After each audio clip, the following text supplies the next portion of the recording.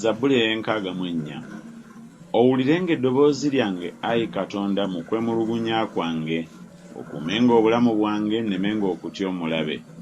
Onkweke eri abakozi b'obubi abateesa mu kyama, n'eri okuyoogaana kw'abo abakola ebitali bya butuukirivu, abawagadde olulimi lwabwe ng'ekitala, abateebya obusaale bwabwe by'ebigambo eby'obukambwe.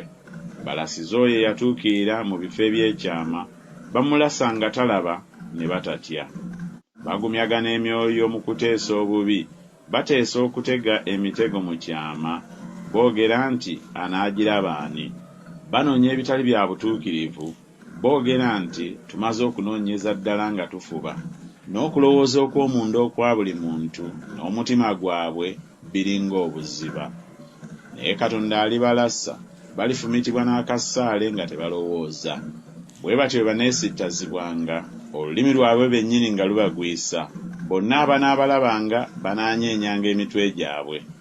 Era abantu bonna banaatyanga ne batendera omulimu gwa Katonda, ne balowooza n'amagezi bye yakola. Omutuukirivu anaasanyukiranga Mukama era anaamwesiganga. Era bonna abalina emitima egy'amazima baneenyumirizanga.